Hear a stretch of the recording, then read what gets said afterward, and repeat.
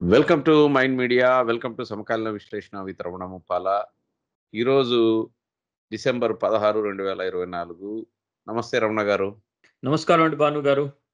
నమస్తే. సో, ఈరోజు మళ్ళా కొత్త టాపిక్‌తో వచ్చాను నేను. కొత్త టాపిక్ ఏంటంటే, హడావుడిగా మయన్మార్, బర్మా దేశము బంగ్లాదేశ్‌లో ఒక ప్రాంతాన్ని ఆక్యుపై చేసింది. హ్మ్.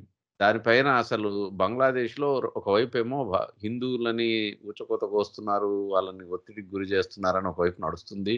ఇంకోవైపేమో అమెరికానే బంగ్లాదేశ్‌ని ఆడిస్తుందని, ఇట్లాంటి నేపథ్యంలో హ్మ్. సడెన్‌గా ఒక సెక్షన్ మొత్తాన్ని మనం ఇప్పుడు మీరు చూస్తున్న మ్యాప్‌లో ఉందది.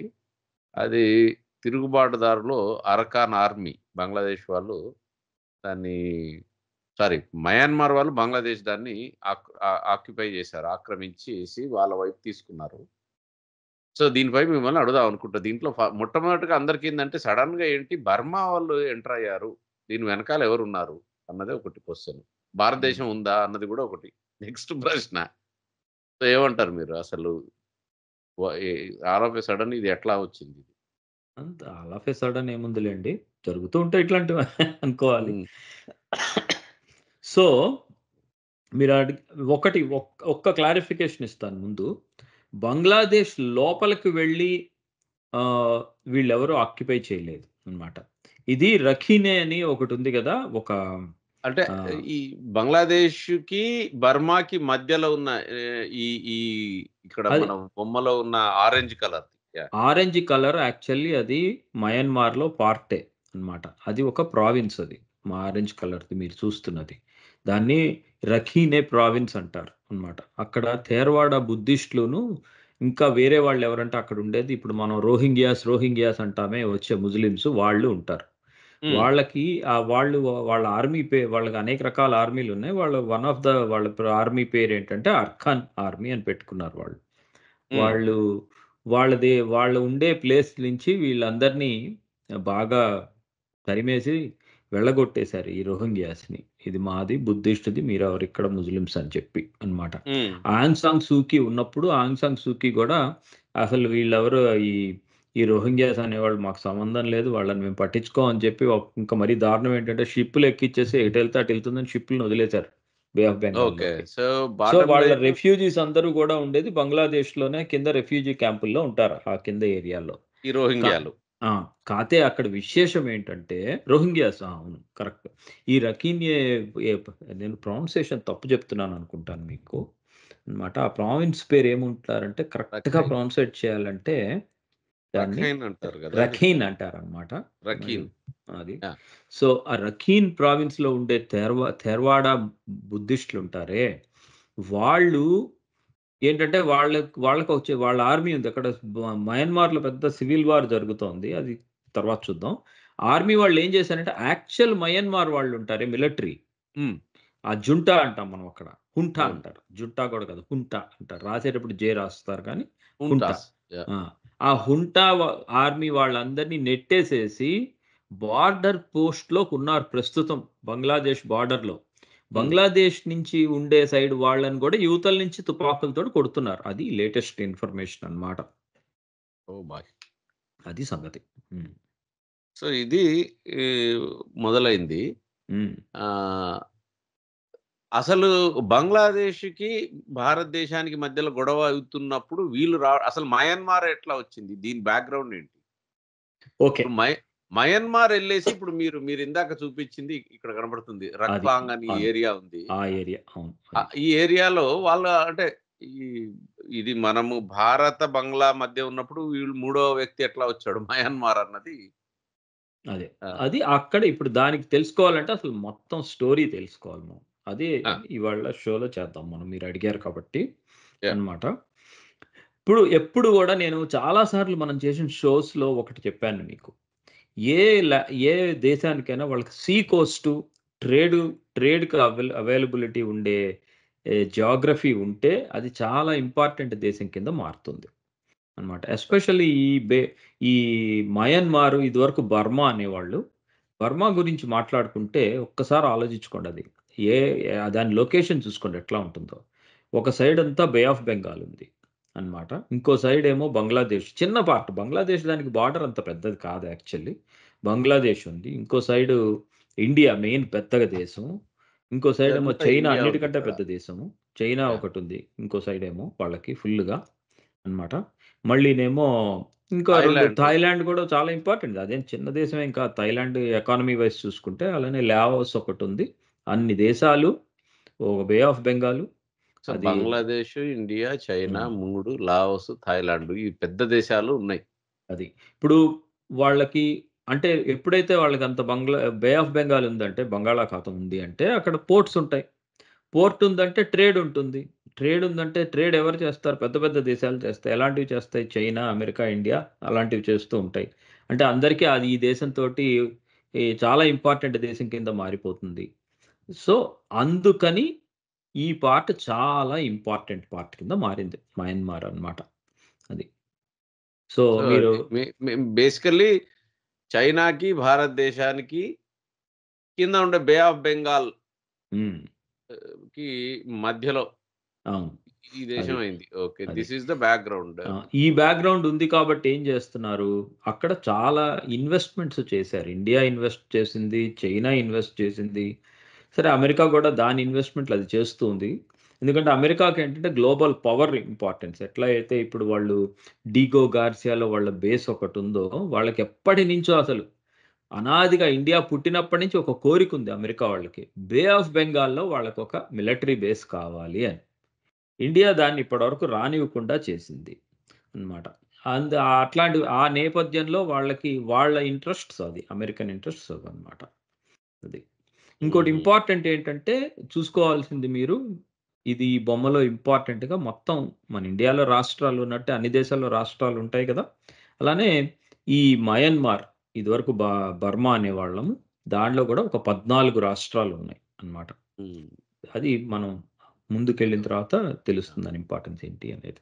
సో, మయన్మార్‌లో ఇంకోటేంటి అంటే మినరల్ రిచ్ అవును. ఖనిజాలు గూడా ఉన్నాయి. అవును. ఖనిజాలున్నాయి. వాళ్ళకి ఆహ్, చాలా రివర్స్ ఉన్నాయి. ఆహ్, ప్లస్ ఈ సీ కోస్ట్ ఉంది. మంచి యాహ్! ఎకానమీ. ఎకనామిక్‌గా అసలు నిజంగా గనక అక్కడ ఇప్పుడు అక్కడ సివిల్ వార్ ఎళ్తోంది. ఏ గొడవలు లేకపోతే ఏషియాలో ఉన్న వాటిలన్నిటిలో చైనాను, ఇండియా తర్వాత మోస్ట్ రిచెస్ట్ కంట్రీ అవ్వాల్సిన కేపబిలిటీ ఉన్న దేశం అది. ఇది యాక్చువల్లీ సౌత్ ఈస్ట్ ఏషియా హ్మ్. అంటే దక్షిణ తూర్పు ఏసియా దేశాలైతే ఏవైతే ఉన్నాయో థాయిలాండ్, వియత్నాము ఇవన్నీ హ్మ్. అన్నిట్లలో అత్యంత పెద్ద భూభాగం ఉన్న దేశం అని జెప్పారు. అవును. భూభాగం ఉన్న దేశము మళ్ళీ మినరల్స్ మోస్ట్‌లీ సీ ఉంది. కోస్ట్ ఉంది. హ్మ్. దానికి అవన్నీ ఉన్నాయన్నమాట. ఇది. సో, ఇదంతా ఉంది కానీ అది సుస్థిరత లేదు. అది సుస్థిరత లేదు. ఇంకోటేంటంటే కొట్టుకొని ఆహ్, చస్తుంటారు. ఈ యాహ్! ఇండియాకి, చైనాకి మధ్య ఉండే గొడవలు, అమెరికాకి, చైనాకి మధ్య ఉండే గొడవల వలన ఇందులో సుస్థిరత లేకపోయినా కూడా ఈ దేశం చాలా ఇంపార్టెంట్ దేశం కింద మారింది మయన్మార్ అనేది అన్నమాట. అది. అది మెయిన్. ఇంకోటేంటంటే క్వాడ్ గురించి అందరికీ తెలుసు కదా! అవును. ఇండియా, యూఎస్, జపాన్, ఆస్ట్రేలియా మధ్య ఒకటి జరిగింది. ఎందుకు జరిగిందది? చైనా చైనా మరీ ఓవర్‌గా ఈ ఏరియాలో డామినేట్ చేసేసి ఛాలెంజ్ చేస్తోందని చెప్పి సౌత్ చైనా సీలో వాళ్ళు ఈ అలయన్స్ ఫార్మ్ చేసుకొని చైనా మరి నా షిప్పులే వెళ్ళాలి. నీ షిప్పులు ఎళ్ళకూడదు. ఈ సౌత్ చైనా సీలో ఎక్కడ పడితే అక్కడ ఐలాండ్స్ కట్టేసాను కాబట్టి ఇవన్నీ నావే. ఈ సీ గూడా నాదే అని చెప్పి అనకుండా ఉండటం కోసం అని చెప్పి ఫార్మ్ అయింది క్వాడ్. హ్మ్. క్వాడ్ మధ్యలో వస్తుంది ఇప్పుడిది మయన్మార్ అనేది. అవును. సో, ఇది సో, మిడిల్ ఆఫ్ అందుకని అది ఇంకా జియోపాలిటికల్లీ ఏషియన్ జియోపాలిటిక్స్‌లో చెప్పాలంటే చాలా ఇంపార్టెంట్ దేశం అది అన్నమాట. సో, హ్మ్. ఇందాక చెప్పినట్టు నేను చెప్పా కదా! చాలా యాహ్! ఇన్వెస్ట్‌మెంట్స్ అవన్నీ జరిగాయి. కొంచెం డీటెయిల్‌లోకెళ్దాం నెక్స్ట్ డీటెయిల్‌గా మనం. వెళ్తా. సో, హ్మ్. ఇండియాకి ఏంటి ఇక్కడ ఈ సో, దేశంతో? ఫస్ట్ ఇండియాకేంటి ఇంట్రెస్ట్స్ అనేది హ్మ్. చూద్దాం అన్నమాట. ఇండియాకి అసలు చెప్పాలంటే కల్చరల్లీ వాళ్ళు మనకి ఎప్పటినుంచో అలైన్డ్. బార్డర్ అవ్వటం వలన కాదు. మన సినిమాలు తెలుగు సినిమాల్లో చూసినా గూడా 'రంగూన్' నుంచొచ్చాడు. 'రంగూన్' వెళ్ళాడు. ఆ! 'రంగూన్ రౌడీ' సినిమా ఉందండి. కృష్ణరాజు గారిది. ఆ! ఆ టైప్‌లో మనకి ఎథ్నికల్లీ గూడా వాళ్ళందరూ బాగా క్లోజ్. ఇంకా చెప్పాలంటే ఇంకోటి చాలా ఇక్కడ ఒకటి యాడ్ చేస్తాను. దీన్ని నేను ఉత్తర భారతదేశంలో ఉన్న పెద్ద మనుషులు కొందరితో నేను తిరిగామండి. వాళ్ళు హ్మ్. బ్రహ్మదేశం, బ్రహ్మదేశం అనేవారు. ఈ బ్రహ్మదేశం ఏందిరా అంటే బ్రహ్మదేశమే బర్మా. అవును. అది గూడా ఒకటుంది. 'బ్రహ్మదేశ్' అనేవాళ్ళు. హ్మ్. సో, దీనికి చాలా కనెక్షన్ ఉంది మనకి. జస్ట్ అదేదో ఒక దేశంలాగా కాకుండా భారతదేశం వాళ్ళకి అక్కడ పైగా రిలీజియన్ వైస్ కూడా బుద్ధిజము, హిందూయిజమే ఎక్కువున్నాయి అన్నమాట ఓకే. ఒకప్పుడు. జస్ట్ లైక్ మన నార్త్ ఈస్ట్‌లో నంబర్ ఆఫ్ ట్రైబ్స్ ఉన్నట్టుగానే తెగలు అక్కడ కూడా చాలా తెగలుంటాయి. కానీ మెయిన్ మన ఎట్లా చెప్పాలంటే నార్త్ ఈస్ట్, అస్సాం కలిపితే ఎలానో బర్మా గూడా అలానే. మధ్యలో ఉండేది ఒక మెయిన్ తెగ ఉంటుంది.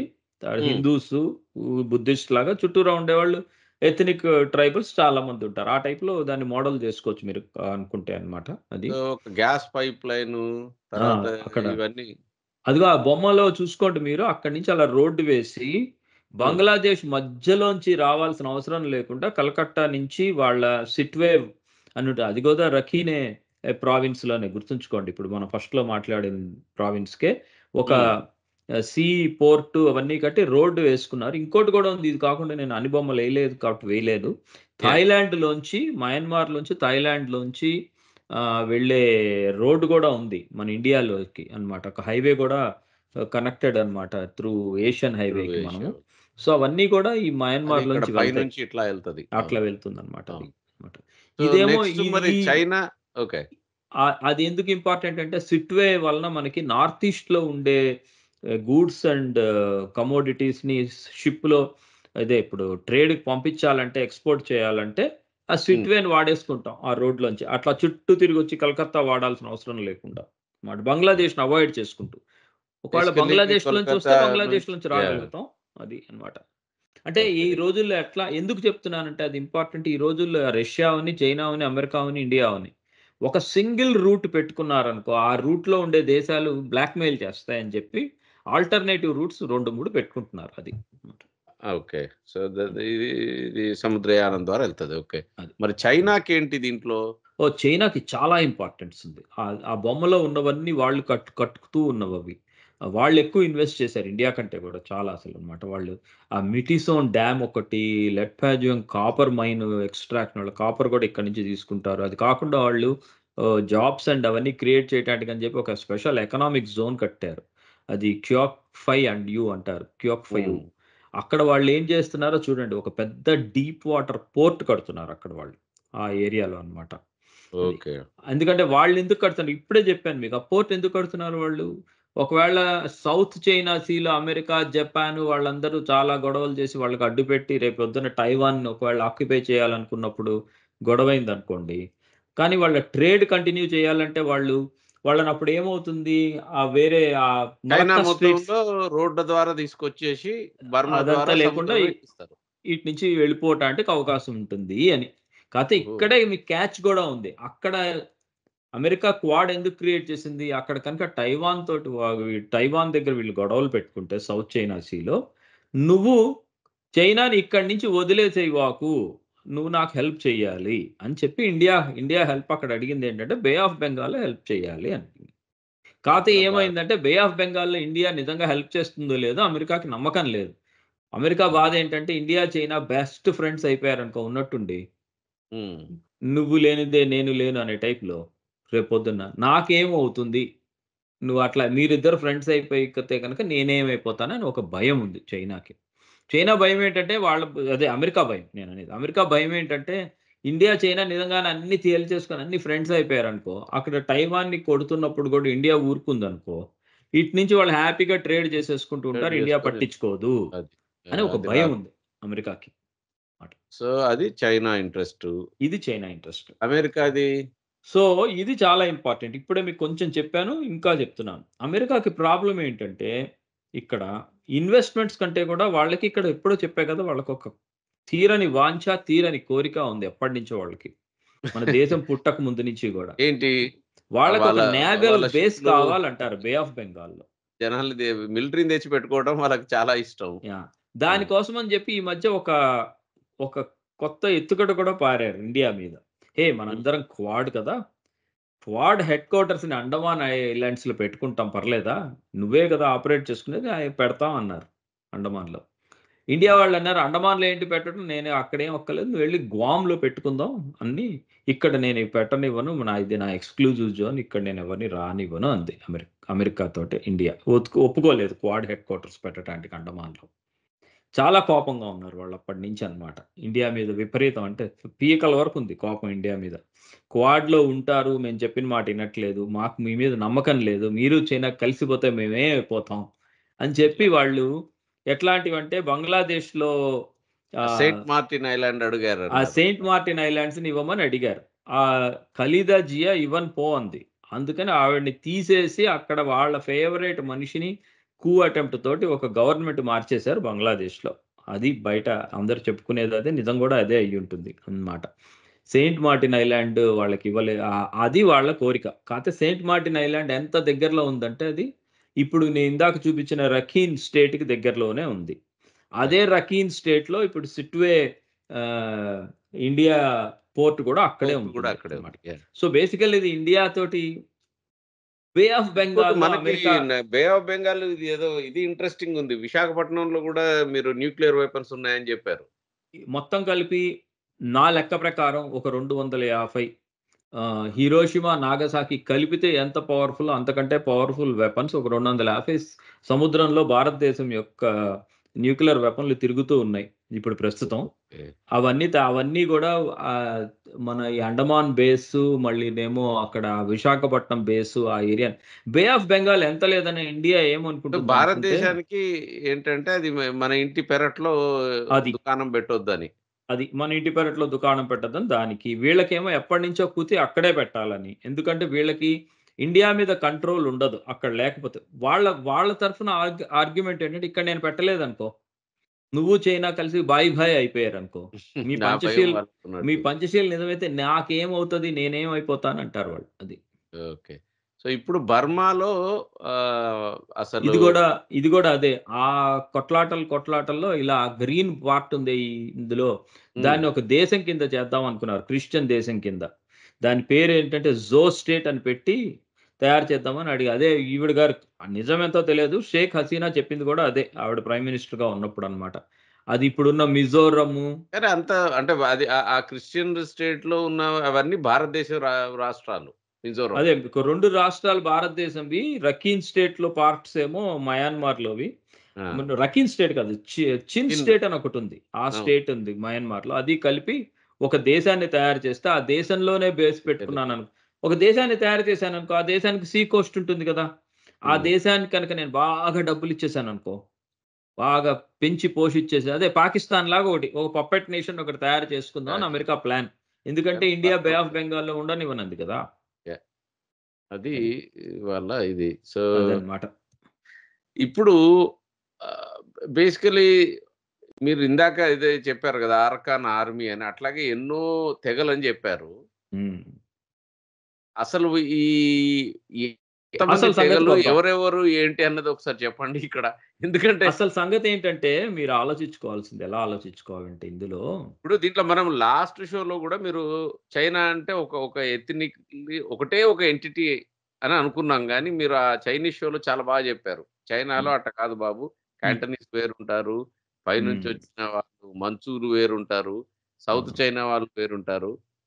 అట్లాగే ఈ బర్మా అనేసరికి ఓకే. ఒక బర్మీస్ అనుకుంటాం మనం. అలా కాదు. బర్మాలో వచ్చిందేంటంటే అసలు బర్మా కనుక నిజంగా మంచి దేశం అయ్యుండి పవర్‌ఫుల్ లీడర్‌షిప్ ఉండుంటే నేను ఇందాక చెప్పినట్టు అది మోస్ట్ రిచెస్ట్ రైట్. నేషను. వాళ్ళు గూడా చైనాతోటి, ఇండియాతోటి, అమెరికాతోటి ఆటలాడుకుంటూ ఉండేవాళ్ళు. ఈ పాటికి చాలా రిచ్ కంట్రీ అయిపోయుండేది. కాతే ఆ దురదృష్టవశాత్తు వాళ్ళు చాలా కొట్టుకుంటున్నారు వాళ్ళలో వాళ్ళనమాట. హ్మ్. వాళ్ళది యాక్చువల్లీ చెప్పాలంటే ఈ ప్రపంచం మొత్తంలో లాంగెస్ట్ సివిల్ వార్ ఎక్కడుందంటే బర్మాలోనే ఉంది. 1949 నుంచి వాళ్ళకి సివిల్ కొట్టుకుంటూనే వార్ ఉంటూనే ఉన్నారు. ఉంది. ఉంటూనే ఉన్నారనమాట చాలా అట్లా. విచిత్రంగుందది. ఆ సివిల్ వార్‌లో మొత్తం 2600 గ్రూప్స్ ఉన్నాయి. అబ్బా! అన్ని ఆర్మీలున్నాయక్కడ. 2600 పైన ఆర్మీలున్నాయి అన్నమాట. ఈళ్ళందరూ కలిసి ఉండకపోవటం వల్ల వాళ్ళతోటి యూఎస్, చైనా, ఇండియా, రష్యా ఈళ్ళందరూ ఎవరో ఒకళ్ళని వాడుకుంటూ ఆ! ఉన్నారు. కాతే సో వాళ్ళ ఎథ్నిక్ మ్యాప్ కొంచెం ఇంపార్టెంట్. ఎందుకంటే అర్థం అవ్వాలంటే అసలు హ్మ్. ఏమిటి అనేది. ఎంత లేదనుకున్నా గూడా వాళ్ళ దానిలో పామర్. బార్మార్ అని ఒక గ్రూప్ ఉంది. ఒక ఎథనిక్ గ్రూప్ అన్నమాట. ఒక తెగ అనుకోండి. అదే. వాళ్ళే 68% ఉంటారు అన్నమాట. ఇంకా మిగతా గ్రూప్స్ అన్ని షాను, కారెన్, రఖేన్ ఇప్పుడు ఇందాక నుంచి మనం మాట్లాడుకుంటున్నవి హాన్ రఖీన్. చైనీస్ వాళ్ళు, మాన్ ఆహ్, ఉ భారతదేశంలోంచి ఉండి అక్కడ ఉండేవాళ్ళు ఇలాంటి వాళ్ళందరూ ఎవ్వరు కూడా మాక్సిమం ఉండరు. 10% ఉంటారు. మాక్సిమం ఒక గ్రూప్ 10% ఎవరు 2%, 3% ఇలానే ఉంటారు అన్నమాట. కానీ ఇంపార్టెంట్ ఏంటంటే నెక్స్ట్ దానికెళ్ళండి. ఇంపార్టెంట్ ఏంటంటే ఇది అన్నమాట. బార్మర్ గ్రూప్ ఏమో మధ్యలో ఉంది చూడండి. ఆ బ్లూ కలర్‌లో ఉన్నదంతా అవును. బార్మర్ గ్రూప్ ఇందాక అన్నమాట. ఇక్కడ ఇది హ్మ్. ఈ అది. రీజన్. ఆ రీజన్ అన్నమాట. యాహ్! ఆ పైనుంచి కింద దాకా ఉంటుంది. ఇందాక. అది. యాహ్! అది. ఆ చుట్టూరా ఉండేవన్నీ ఆ చిన్న చిన్న చిన్న గ్రూప్‌లనమాట. చిన్న 10 అవన్నీ ఉంటాయన్నమాట. అది వాళ్ళది. వాళ్ళది అన్నమాట. అఫీషియల్లీ రూలింగ్ జుంటా ఉందనుకోండి. అది యాక్చువల్లీ వాళ్ళ అఫీషియల్‌గా మయన్మార్ గవర్నమెంట్ అంటే వాళ్ళది హుంటా అంటారు. నేను అప్పుడప్పుడు జుంటా అంటున్నాను కానీ హుంటా అంటారు. అంటే వాళ్ళ మిలిటరీ అండి. వాళ్ళు మిలిటరీ లీడర్సే వాళ్ళిప్పుడు రూల్ చేస్తున్నారు. అవును. ఎక్కువగా అది బార్మార్ రిప్రజెంటేషనే ఉంటుంది. అంత స్ట్రాంగ్ కాదు కానీ, ఎంత లేదన్నా వాళ్ళ చేతుల్లోనే ఉంటుంది దేశం. వాళ్ళకి హోల్డ్ ఉన్నా లేకపోయినా. ఎందుకంటే సో, మిగతావన్నీ బర్మార్ చిన్నవి. అనే వాళ్ళే రన్ చేస్తారు. అది. అన్నమాట అది.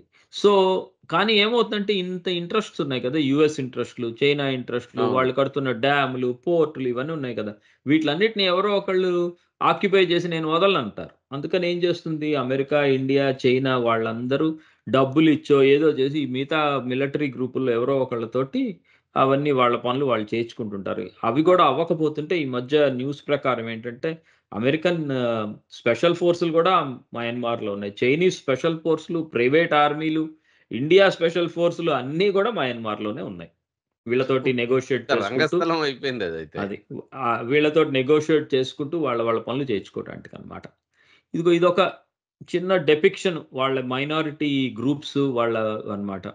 ఆహ్, ఈ ఈ యెల్లోవన్నీ వాళ్ళ మైనారిటీ గ్రూప్స్ చుట్టూరా ఉన్నవి. మధ్యలో ఇందాకే చూపిచ్చా కదా! బార్మర్‌లో ఉంటారని అది అన్నమాట.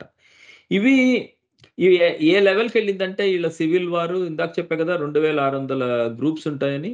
ఆ అవును. గ్రూప్స్ కాకుండానే ఇంకా ఏంటంటే వాళ్ళు కొత్తగా పేర్లు పెట్టుకోవడం మొదలెట్టారన్నమాట వాటిలికి. ఆహ్, పీపుల్ డిఫెన్స్ ఫోర్సెస్ అని, ఎథ్నిక్ ఆర్మ్డ్ ఆర్గనైజేషన్స్ అని అట్లా. అంటే వాళ్ళలో వాళ్ళకి మళ్ళీ అలయన్సెస్ కూడా అన్నమాట. అది. హ్మ్. హ్మ్. అలా పెట్టుకుంటూ వాళ్ళు చేస్తూ ఉన్నారు అన్నమాట. షూర్. సో, దాని ప్రకారం చూసుకుంటే ఆహ్, ఇంకా అది వాళ్ళ యాహ్! పరిస్థితి అన్నమాట. సో, ఇప్పుడు లాస్ట్‌కి $1,000,000 క్వెషన్. హ్మ్. ఇండియా నిజంగా ఇన్వాల్వ్ అయిందా? ఈ అర్కాన్ ఆర్మీ ఆక్యుపేషన్‌లో? అనేదే కదా హ్మ్. మనం మొదలెట్టిందసలు ఈ మనం షో. మొదలెట్టింది అక్కడ మొదలెట్టాం అది. మనము. సో, 2600 గ్రూప్స్ ఉంటే వాళ్ళకెవరో ఒకళ్ళు పైసలిస్తారు. వాళ్ళకెవరో ఒకళ్ళు గన్స్ ఇవన్నీ ఇస్తూనే ఉంటారు కదా! అంటే ఏంటి ప్రపంచంలో ఉండే పవర్స్ అన్నీ వాళ్ళని వాడుకుంటున్నాయి. ఇండియా వాడుకోదని ఎందుకనుకోవాలి? ఇండియా కూడా వాడుకుంటుంది తప్పకుండా. ఇప్పుడు హ్మ్. యూఎస్ కనుక సెయింట్ మార్టిన్ ఐలాండ్ బంగ్లాదేశ్ దగ్గర నుంచి తీసుకొని ఇండియా మీద వాడాలి అనుకుంటే, ఇండియా వా తన అడ్డాలో ఉండే బే ఆఫ్ బెంగాల్‌లోకి రఖీన్ రఖీన్ స్టేట్‌ని ఎందుకు వాడాలనుకోదు? అక్కడుండే అర్కాన్ ఆర్మీకి డబ్బులిచ్చి తనెందుకు కొట్టించాలనుకోదు? ఏదైనా జరగొచ్చు. పైగా ఆ రఖీన్ స్టేట్ ఎంత క్లోజ్‌గా ఉందంటే చిట్టగాంగ్ యాక్చువల్లీ 30 కిలోమీటర్లు. మీరు అది మెడ పిసికినట్టుగా ఉంటుంది చూడండి అక్కడ చిన్నది. అది 30 కిలోమీటర్లు మొత్తం కలిపి. అది ఇప్పుడు బంగ్లాదేశ్ ఎక్కువగా ఇండియా మీదకి రెచ్చిపోతోంది కాబట్టి అది మొత్తం విడదీసేయాలనుకోవచ్చు రేపొద్దున్న. ఏదైనా సో, పాజిబులే. ఇప్పుడు ఈ రెడ్ స్పాట్ నుంచి ఇంకా కొంచెం పైకెళ్ళి ఇక్కడ కోసేస్తే చిట్టగాంగ్ గూడా ఎగిరిపోతది బంగ్లాదేశ్. ఎగిరిపోతుంది. అది. ఆ ఓహ్! పక్కనే త్రిపుర ఉంటుంది. సో, ఒకవేళ రకీన్ స్టేట్‌ని కనుక వేరే దేశం చేశారనుకో మయన్మార్‌లోంచి, హ్మ్. చిట్టగాంగ్ పార్ట్ ఇండియాలోకొచ్చేసిందనుకో, ఈ 2 కలిపి ఆ సీ కోస్ట్ అంతా ఇండియా చేతిలో ఉంటుంది. అంటే చేస్తుందా? చెయ్యదా? అనేది గాదు. సో, మీరన్నదేందంటే ఈ 2600 గ్రూపులతోని ఎవరన్నా ఏదన్నా ఆడుకోవచ్చు ఇక్కడ. ఎవరైనా ఏదైనా ఆడుకోవచ్చు. ఇండియా గూడా పవర్‌ఫుల్ కంట్రీ. ఇండియా ఎందుకు ఆడుకోదు? సో, మీరు so, now coming back to మన లాస్ట్ పాయింట్. ఇది ఆక్యుపై జేశారు. దాంట్లో హ్మ్. ఉండొచ్చంటారు భారత పాత్ర గూడా. ఉండొచ్చు. ఓకే. ఒప్పుకోరెవరు. ఇవన్నీ ఏంటంటే ప్లాజిబుల్ డినైబిలిటీ తోటి అమెరికా ఒప్పుకుంటుందా? హ్మ్. అంతే ఇప్పుడు అమెరికానే చైనా చేయించింది ఒప్పుకుంటుందా? బంగ్లాదేశ్‌లో అని అంటున్నారు గానీ ఒప్పుకోరు గదా! చైనా ఒప్పుకుంటుందా తను చేసే పనులు? India okay. ఎందుకు ఒప్పుకోదు?